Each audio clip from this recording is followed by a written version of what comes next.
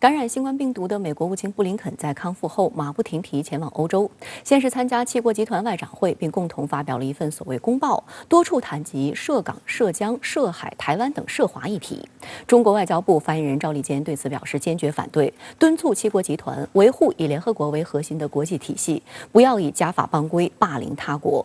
布林肯随后在法国巴黎参加美国欧盟贸易和技术委员会第2次会议。会前披露的本次会议46页最终声明草案显示，美欧欲在太阳能电池、稀土和芯片等领域与中国脱钩。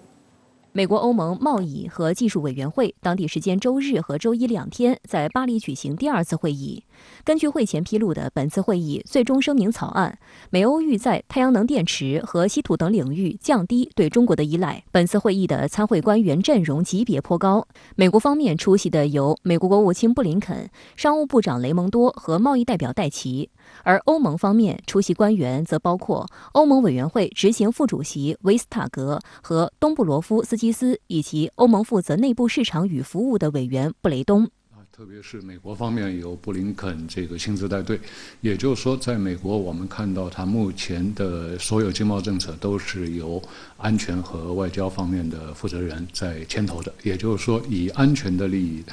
来这个看待各种经贸关系，以大国竞争的这种角度来看待一些新领域的发展。美国欧盟贸易和技术委员会于去年成立，去年9月，双方在美国匹兹堡举行了第1次会议。德国商务内幕当时称，美欧正在建立对抗中国的新科技联盟。有分析指出，该委员会建立背景就有较强的中国因素。第1次会议主要是搭框架、确认共识，第2次会议可能会涉及一些具体动作。而综合外媒报道，此次会议的主题之一是稀土，这是生产磁铁所需的原材料。在绿色经济转型中，磁铁需求急剧上升。为减少在稀土方面对中国的依赖，欧盟和美国商定与其他西方伙伴一起加强开发替代供应源。此外，最终声明草案也将对太阳能电池供应高度集中于中国发出警告。报道称，继美国之后，欧盟也将禁止进口使用所谓强迫劳动生产的商品，这可能会影响产自新疆的太阳能电池。德国商报还指出，本次会议的另一个主题，芯片产业上的合作。草案透露，美欧希望建立网络监测机制，及早发现半导体短缺，推动新芯片工厂的建设，并放宽国家援助的规则，借此降低供应链的风险，同时减少对中国供应商的战略依赖。分析指出，中国和欧美之间有市场自发形成的产业链技术开发合作。欧美如果以所谓经济安全、技术安全为由进行干预，这2个逻辑是有矛盾的。他们想改变产业链布局，并不是开1次会就能改变的。另外，在太阳能和半导体等领域，中国是有产能优势的，所以欧美现在也只是往减少对中国依赖的方向走，但也不得不照顾到市场的情况，违背经济和市场规律行事，未必会有好的结果。在太阳能和这个稀土方面，我们的优势是非常明显的。在芯片方面，应该说在迎头赶上。现在美欧如果联合起来采取一些行动的话，对中国的相关产业发展多少会有一些影响。但是我们也知道啊，在太阳能和这个稀土方面，我们的优势应该说是不可撼动的，所以我们不用过于的担心。我觉得中国还是根本的应对之道还是去发展我们的积累，进一步巩固我们的技术优势。兵来将挡，水来土掩吧。美方代表团此次欧洲行的意图昭然若揭。参加美国欧盟贸易和技术委员会前，布林肯伙同7国集团外长发表了所谓公报，多处谈及涉港、涉疆、人权、涉海、乌克兰局势以及台海和平稳定等涉华议题。外交部发言人赵立坚周一对这份所谓公报表示坚决反对，敦促7国集团维护以联合国为核心的国际体系，以国际法为基础的国际秩序，以联合国宪章宗旨和原则为基础的国际关系基本准则，尊重中国主权，停止以任何形式污蔑抹黑中国和干涉中国内政，不要以家法帮规霸凌他国。7国集团外长会这份所谓公报长篇大论，无视中方严正立场和客观事实，粗暴干涉中国内政，恶意污蔑抹黑中国，并再次借俄乌冲突等等对中方施压，言辞荒谬，不值一驳。不仅是欧洲方向，美国近期试图通过穿梭外交编织围堵中国的网络。本周五起，美国总统拜登将开始访问日韩，开启亚洲之行。这是他去年1月以来首度访问亚洲。访问期间，拜登将分别与韩国新任总统尹锡悦、日本首相岸田文雄举行双边会议。访日期间，拜登还会与澳大利亚、印度与日本领导人召开4方安全对话。行前，拜登就通过外媒对外放风称，与中国的竞争是此访核心问题。据韩联社报道，韩国总统室相关人士周日在记者会上表示，尹锡悦和拜登将于本周六举行首次会谈。会谈3大议题分别是应对朝鲜问题、经济安全及两国在国际事务中做出贡献。印太经济框架是拜登政府为提升在东南亚地区经济地位而提出的重要工具，目的在于牵制中国在该地区突出的经济影响力。有消息称，美国最快可能于5月启动该框架，日本和韩国都有望加入。拜登本月下旬连续访问日韩的目的，预计也在此。其实美国国内很多人认为韩国已经很早就脱离了美国的轨道，那么现在呢，试图要把它拉回到他们所期望的轨道上，尤其是期望韩国跟日本保持高度的一致，所以在这个情况下，拜登的使命其实并不是一个很容易完成的使命。日本读卖新闻则报道称，日美两国政府计划在拜登访日的同时，在太空领域和构建先进半导体供应链方面强化合作，达成共识。报道说，日美希望掌握主导权，以抗衡中国和俄罗斯在外层空间日益增强的威胁。据悉，多名日美政府相关人士证实了上述消息，目前正在就将相关合作内容写入日美首脑会谈后发表的联合声明进行协调。美国近期穿梭外交的方向也包括此前并不被重视的东盟。上周，美国东盟峰会在华盛顿召开，尽管美国官员例行公事般的复述东盟的重要性和中心地位，还宣布了对东盟1.5亿美元的投资计划。不过，东盟对美国的态度一清二楚。白宫对东盟1.5亿美元的投资，与美国会预计400亿美元援助乌克兰的新计划相比，是很小的数额。仅靠这些举措，美国将无法与中国竞争，后者是东盟最大的贸易伙伴。马来西亚总理雅克布就直截了当表示，美国应当与东盟采取更积极的贸易和投资议程。实际上，对于东盟地区与包括美国在内的国家广泛合作，中方一直持开放态度。美国东盟领导人峰会发表联合愿景声明称，致力于在11月举行的第10届美国东盟峰会上，将美国东盟关系提升为全面战略伙伴关系。赵立坚表示，乐见包括美国在内的域外国家为地区和平发展发挥建设性作用。中方不接受的是任何损害本地区和平稳定、破坏本地区团结合作的行径。我们希望美方摒弃冷战思维，尊重本地区各国自主选择的发展道路，以实际行动支持东盟中心地位，以健康的心态和建设性的做法，为亚太区域合作多做实事。俄乌战事持续，乌方周日发布视频，声称俄军对马里乌波尔的亚速钢铁厂使用国际禁用的武器磷弹。不过，该消息未经俄方证实。被围困于钢铁厂内，乌军的家属则指责泽连斯基政府没有尽力营救，呼吁外界援助，让士兵早日离开。另一方面，乌方也开始战场换将。乌总统泽连斯基周日任命原陆军参谋长伊戈尔·坦丘拉少将为领土防卫部队司令，接替此前担任该职务的尤里·加卢什金。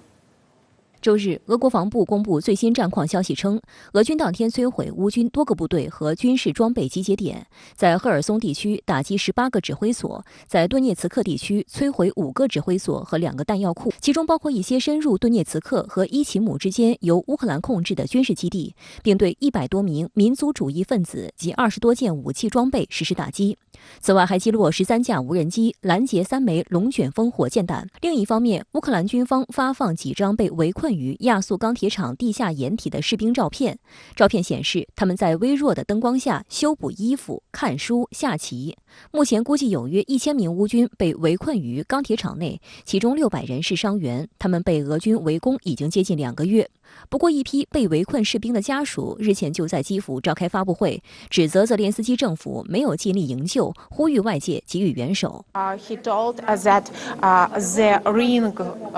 around the circle around the Azov steel is getting thinner, and the end will be soon.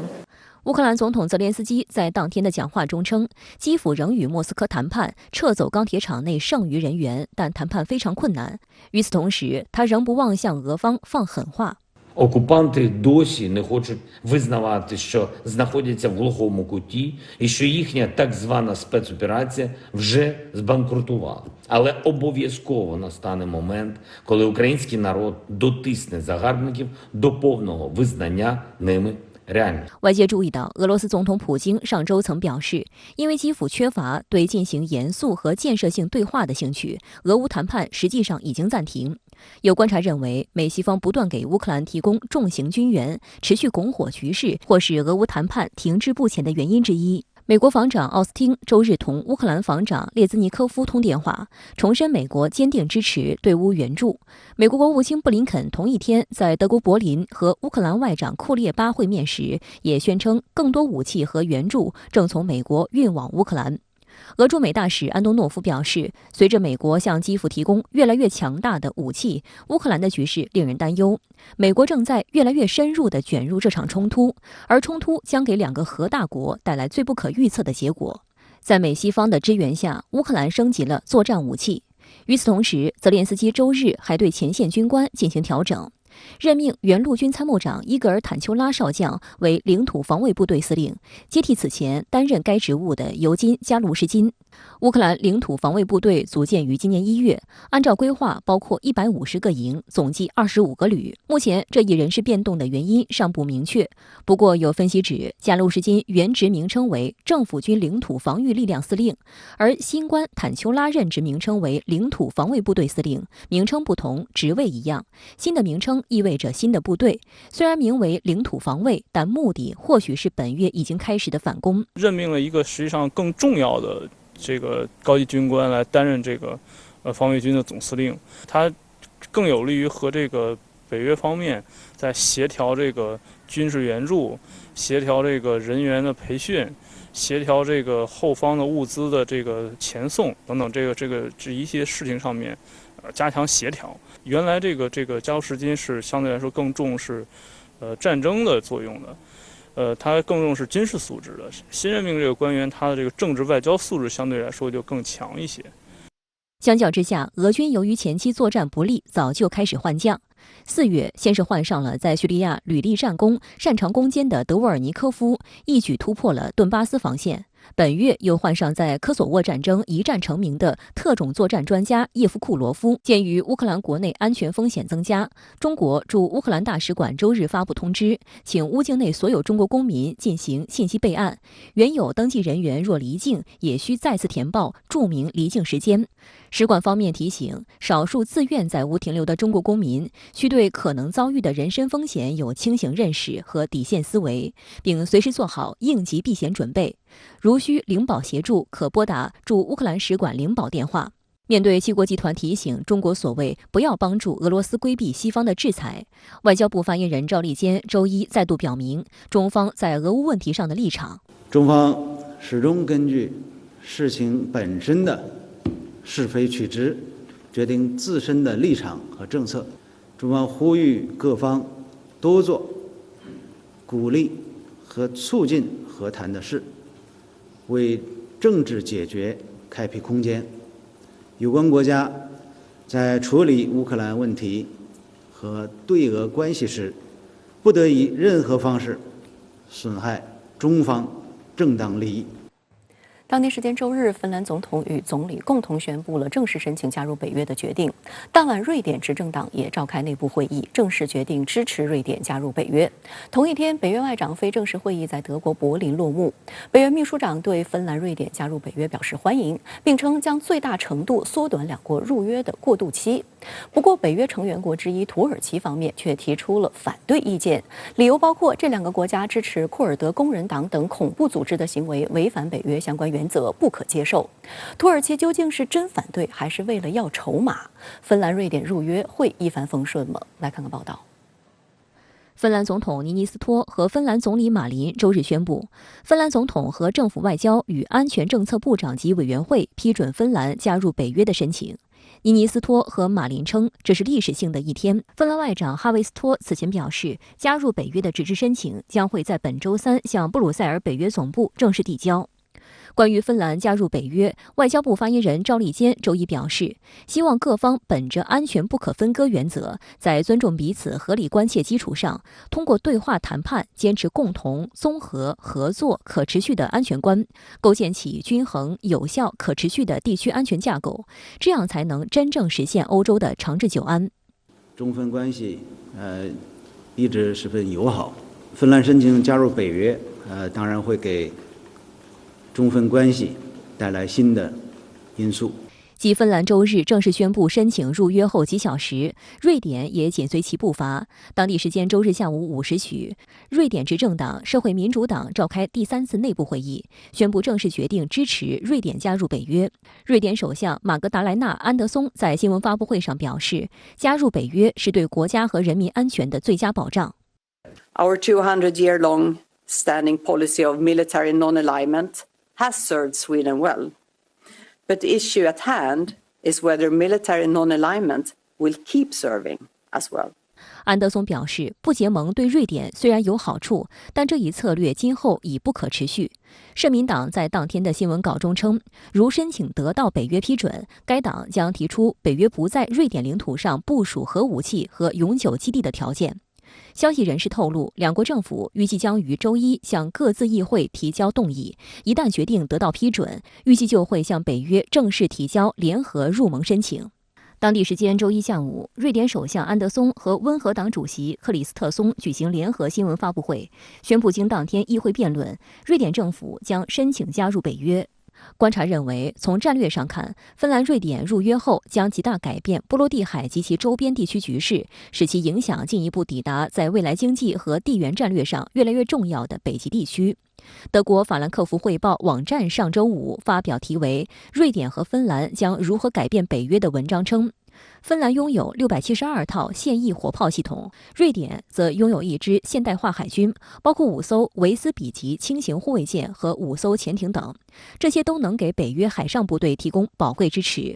此外，两国强大的空军力量对北约来说也非常重要。芬兰最近向洛克希德马丁公司订购了64架 F-35战斗机，瑞典则拥有96架鹰狮战斗机和重要的军工集团萨博公司。另据英国金融时报网站报道，波罗的海3国对瑞典和芬兰预计将加入北约表示欢迎，称这将极大提升他们自身的安全以及抵御俄罗斯攻击的能力。拉脱维亚外长埃德加斯·林克维奇斯更表示，波罗的海将因此成为北约的海。芬兰和瑞典决定加入北约改变中立国的这个地位这是一个历史性的事件，这对冷战后的这个欧洲的安全这个格局呢，应该说会带来进一步的冲击。这个冲击的后果呢，就是俄罗斯会必然会做出相应的反应。这个相应的反应呢，也会推动北约和俄罗斯呢进一步的走向对抗，让欧洲呢更加的分裂。这对于欧洲大陆的长期和平稳定我想呢是一个负面的一个发展趋势。另有分析指出，此举改变了芬兰几十年来对北约的政策，也颠覆了瑞典2个多世纪以来对于军事同盟的态度，将是北约针对俄罗斯的第6次扩大。这意味着北约对俄罗斯的战略包围和威慑进一步延伸，特别是俄第2大城市圣彼得堡距离北约边界仅170公里，俄最重要的经济中心完全暴露在北约的威胁之下。芬兰总统尼尼斯托周六主动给俄总统普京打电话通报此事，尽管普京的回应似乎很平静，只是表示芬兰放弃军事中立会是个错误，因为芬兰安全没有受到任何威胁。但俄副外长格鲁什科当天则警告称，一旦芬兰和瑞典加入北约，俄罗斯不会没有回应。芬兰外交部长哈维斯托周六也对此表达了担忧，称芬兰在从提交申请到正式加入北约前的这段灰色时期里，安全形势很紧张。他呼吁北约在此期间宣布明确保护芬兰的安全。根据北约章程，在被批准成为正式成员国之前，申请国将不会受到北约第5条款有关集体防御承诺的保护。北约呢，等于再次扩大到俄罗斯的家门口。应该说呢，当前俄罗斯呢是处于一个比较被动的地位，因为俄乌冲突呢仍在持续，俄罗斯的绝大部分的资源呢都用于对乌克兰的这一个冲突。但是呢，从长期来看，我想呢，的确俄罗斯呢会采取一些行动来捍卫自己的利益。目前，俄乌冲突已持续80多天，西方仍在对俄罗斯步步紧逼。G7外长会周六在德国发表共同声明称，将进一步加大对俄制裁力度，并继续为乌克兰提供军事和经济支持。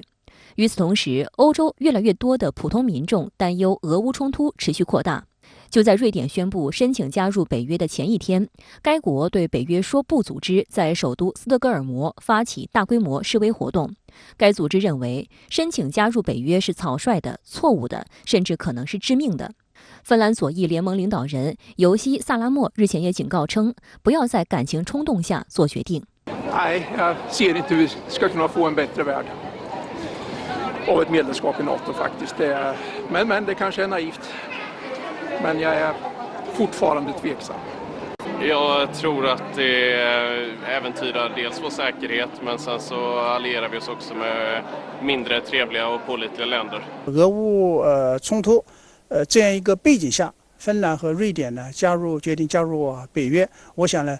对于北约方面他们会认为受到一个信心上的这个鼓舞北约作为一个整体，西方作为一个整体呢，也认为自己呢进一步的走向团结凝聚力更强，所以呢，这会刺激他们呢对俄乌冲突采取一个更强硬的立场。作为俄罗斯来讲呢，在这个背景之下，俄罗斯认为呢，它也没有一个妥协的空间。无论是乌克兰还是俄罗斯，都会弱化双方寻求一个和平解决这一个冲突的一个意愿。尽管多数北约成员国表示支持芬兰和瑞典加入北约，但两国的入约之路或许不会一帆风顺。土耳其已经提出了反对意见。土耳其外长恰武什奥卢表示，土耳其已向北约成员国告知了芬兰和瑞典支持库尔德工人党等恐怖组织的行为，特别是瑞典还向库尔德工人党提供武器。此外，这两个国家对土耳其的出口限制也令人无法接受。他强调，土耳其的立场公开且清晰，并非威胁任何国家或借机寻求扩大影响力。依据规程，北约必须在30个成员国一致同意的前提下，才能吸纳新成员。相关话题来连线特约评论员管瑶。管先生您好。芬兰总统与总理昨天发布联合声明，宣布决定申请加入北约，纸质申请周3向北约正式提交。瑞典女首相周一也宣布，经议会辩论，瑞典政府将申请加入北约。您对此如何看？好的，主持人。那么这意味着芬兰和瑞典这两个北欧国家，他们打破多年保持的军事中立、国家中立，选择投身北约这一全球最大的多边军事同盟，对国家发展路向呢进行了重大的修正。瑞典女首相说，瑞典的不结盟路线保证这个国家安全了200年。但是在今年2月24号，俄罗斯发起对乌军事行动之后，瑞典人判断自身的安全环境已经发生了重大改变，国家中立策略已经不再适用，瑞典必须要做出新的国家选择。那我注意到呢，针对芬兰和瑞典的动向，西方媒体一片欢呼，提及率最高的关键词是 historic shift， 所谓历史性的转折。北约秘书长斯托尔滕贝格说，芬兰和瑞典的选择是历史性的。芬兰女时事观察家海洛伦就表示，芬瑞加入北约意味着自冷战结束标志性事件，也就是柏林墙倒塌之后，欧洲迎来的最大力度的地缘政治事件。甚至按照前北约司令美军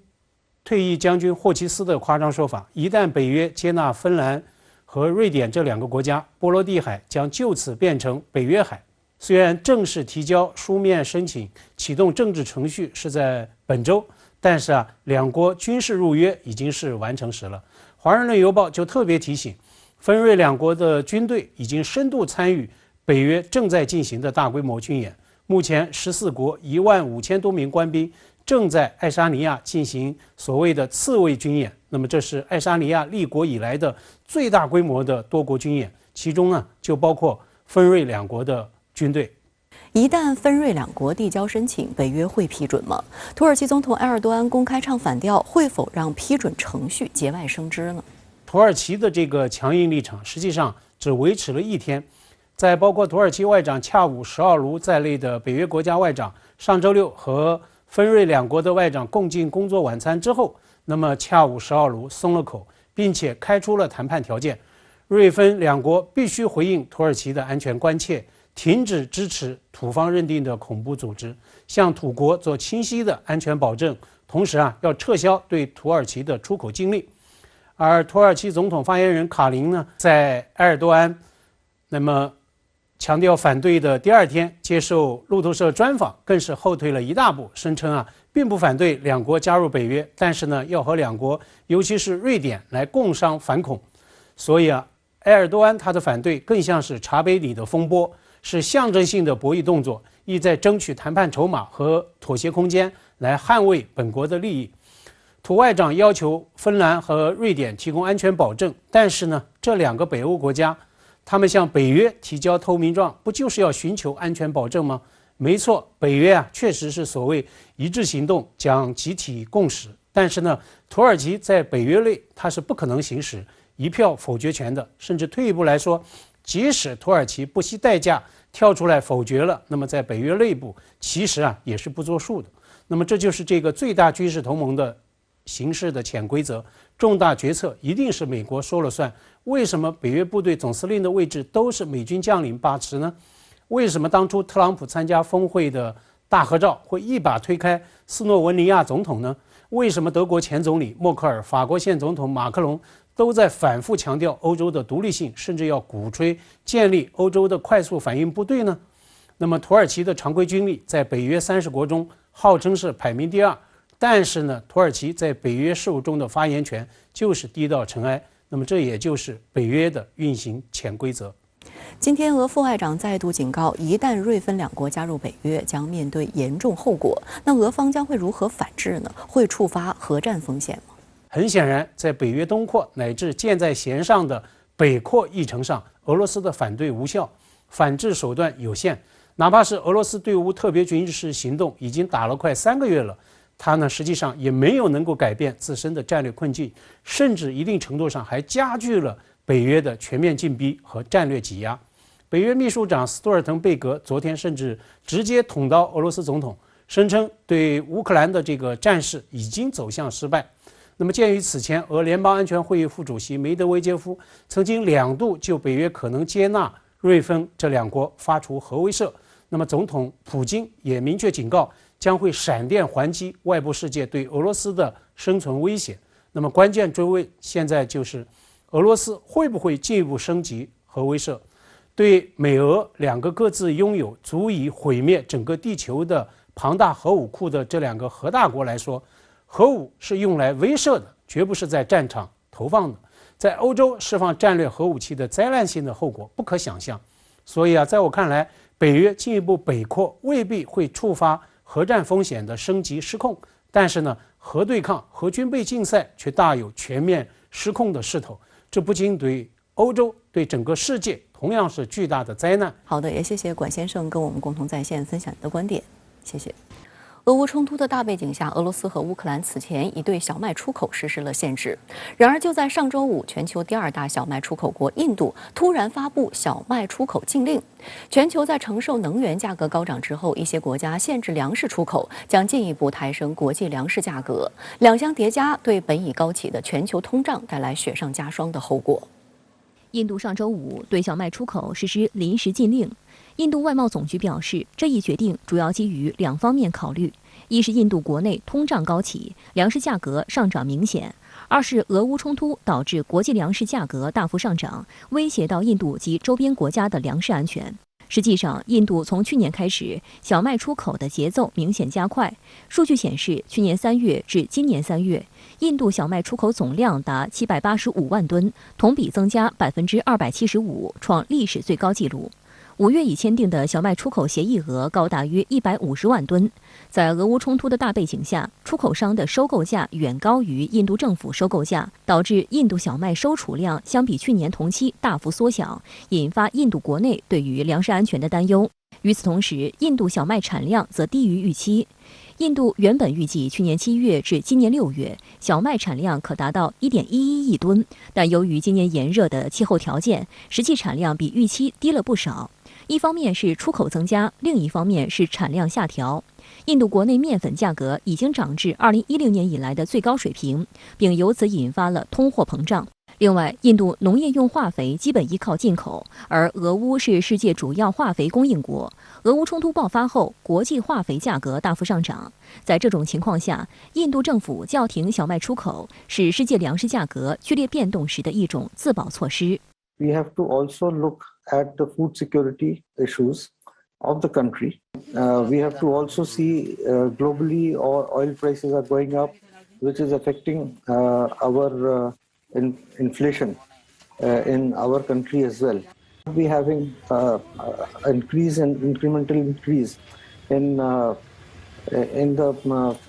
cost of food for the people of this country. 雅虎财经数据显示，当前俄乌冲突严重影响欧洲传统农业大国乌克兰的小麦出口。往年俄乌两国小麦出口占全球总量的1/3。自今年2月冲突升级以来，国际市场小麦价格已飙升40%以上。而印度目前是全球第2大小麦生产国，因此印度的小麦出口临时禁令很快引发全球担忧。路透社分析称，印度小麦出口禁令或推动国际粮食市场价格再创新高，并对亚非地区的贫困人口造成严重影响。联合国粮食及农业组织总干事屈冬玉上周五出席在德国斯图加特举行的7国集团农业部长会议时指出，乌克兰战争造成供应紧张，推动农产品价格连创新高，威胁亚洲和非洲区域早已脆弱不堪的多个国家。粮农组织称，俄罗斯和乌克兰对全球农产品市场发挥着举足轻重的作用。目前，冲突引发局势不确定性，导致大宗商品价格一路猛涨，小麦、玉米和油料作物以及肥料价格更是持续飙升。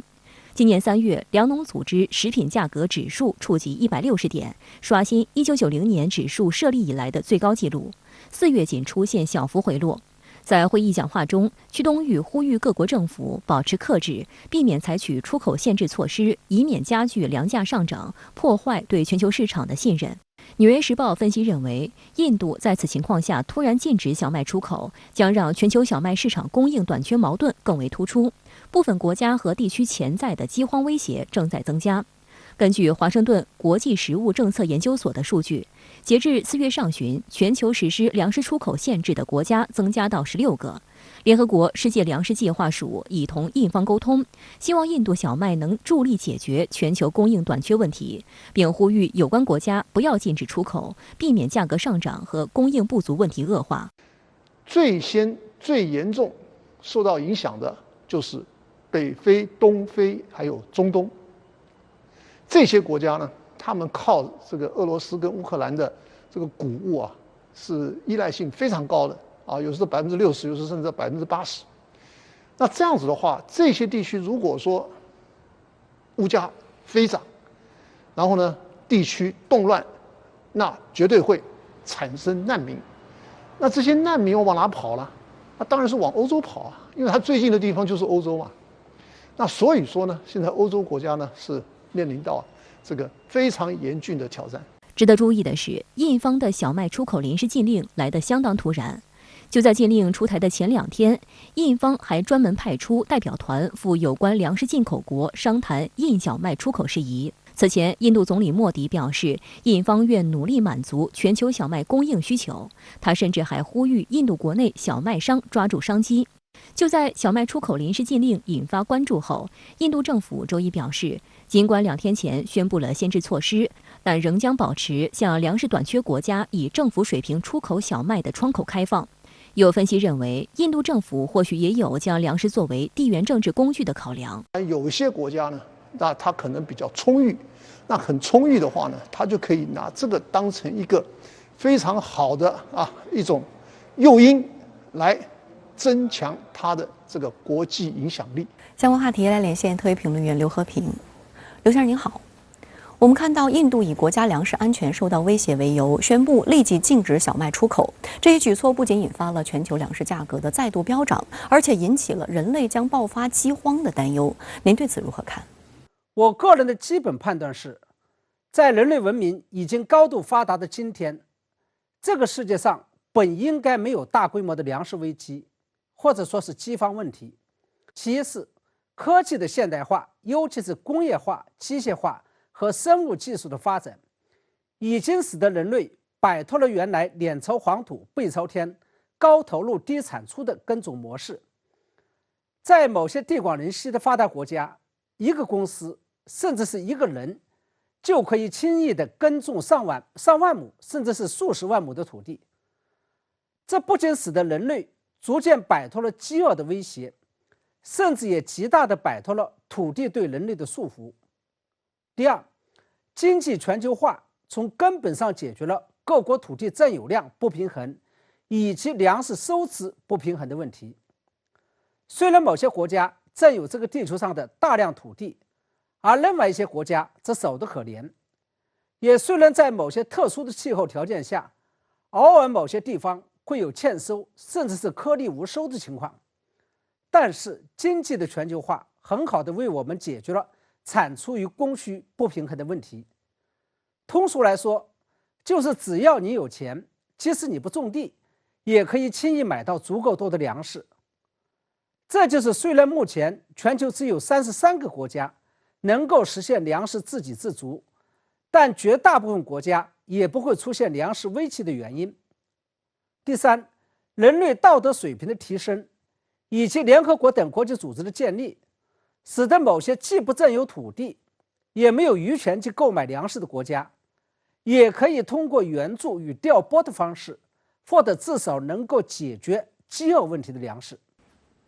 那印度宣布禁止小麦出口，又会对全球的粮食供应带来什么样的影响呢？人类社会又应该如何来应对这场有可能到来的粮食危机呢？确实，在俄乌冲突爆发之后，印度虽然不是这场国际危机的主角，但是由于印度积极抢戏，就被推到了舆论漩涡的中心。前一段时间，是因为印度不仅不跟随西方国家制裁俄罗斯，反而加大了购买俄罗斯石油的力度，而引起了西方国家的强烈不满。这一次在全球谷物价格上涨，全世界都希望印度能够加大小麦出口力度的时候，印度却宣布要禁止本国小麦的出口。所以我们看到，这一次七国集团终于非常罕见地发表声明，对印度的行为进行了公开的谴责。有评论认为，当前禁止小麦而非大米的出口，也可以视作印度将粮食出口政治化的一个重要工具，试图用廉价粮食铺就其通往国际权力中心的道路。换句话说，印度想以小麦作为武器，以封开进入联合国常任理事国的大门。对此我是表示怀疑的，因为印度这样一种行为有可能会事与愿违，适得其反，它反而会损害印度作为一个负责任的大国的形象。那么值得注意的是，在当前粮食价格已经是如同惊弓之鸟，以及全球粮食危机已经是山欲来风满楼的情况下，印度的这一反常举动的确有可能会助长粮食危机的到来，因为它会加剧人民的紧张感与恐惧感。假如有更多的国家，尤其是当前全球的产粮大户美国、加拿大、巴西、阿根廷等国也有样学样采取类似的行动，那这场席卷人类的大饥荒就真的要到来了。所以我认为，在当前草木皆兵的背景下面，为了避免全球性的大饥荒，与人道主义灾难的出现，联合国还应该主动地站出来承担责任，做更多的事情，包括一是奉劝那些已经实行粮食保护主义的国家立即纠正错误，二是采取实际行动，立即敦促有关各方结束当前正在进行中的俄乌冲突，以释放这两个主要粮食生产国的产能。三是敦促有关各方确保黑海航道的安全，以确保乌克兰的粮食能够顺利地运出来。四是采取果断行动，阻止当前正在发生的逆全球化现象，比如阻止中美贸易战等，